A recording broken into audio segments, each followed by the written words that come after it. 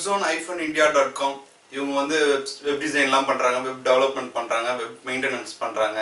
இவங்க ஸ்பெஷலிஸ்ட் வந்து e-commerce side பண்ணுறதுல ஸ்பெஷலிஸ்ட். ஸோ இது என்னோடய ஃப்ரெண்ட் சைட்டு தான்.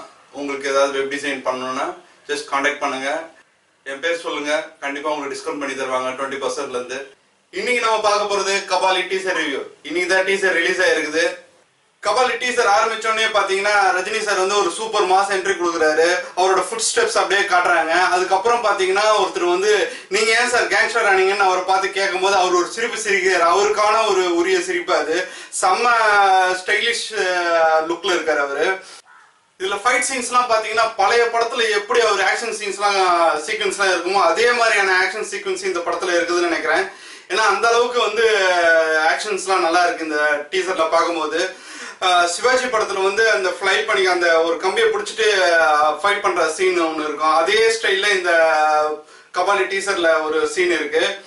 அதுக்கப்புறம் பார்த்தீங்கன்னா யார் அந்த கபாலி அவனை வர சொல்கிறான்னு அப்போ ரஜினி சார் ஒரு டைலாக் பேசுகிறாரு. அமேசிங் டைலாக் அது. இப்படியே பம்பிக்கிட்டு வந்து நிற்பானே அந்த கபாலி நினச்சியாடான்னு சொல்லிட்டு அவர் ஒரு சிரிப்பு சிரிப்பார். ஸோ அது வந்து எக்ஸலண்ட்டான இருக்குது. அந்த ஒரே ஒரு டைலாகே இவ்வளோ பவர்ஃபுல்லாக இருக்கும்போது பார்த்தீங்கன்னா இந்த ஹோல் படம் எப்படி இருக்குன்னு சொல்லிட்டு உங்களுக்கே தெரியும். அப்புறம் இந்த டீசர் முடிவில் பார்த்தீங்கன்னா அவர் வந்து ஒரு யங் ரஜினிகாந்த் வராரு. ஒரு மீசெல்லாம் இறக்கிட்டு சும்மா கலர்ஃபுல் ஷர்ட்டு, அந்த மலேசியன் பீப்புள் போடுற அந்த கலர்ஃபுல் ஷர்ட்டோட அவர் வந்து ஒரு என்ட்ரி கொடுக்குறாரு.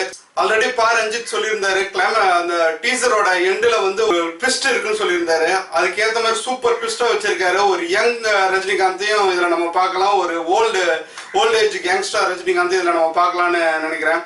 ஸோ மீண்டும் அடுத்த ரிவ்யூவில் உங்களை சந்திக்கிறேன். By from Sudhakar.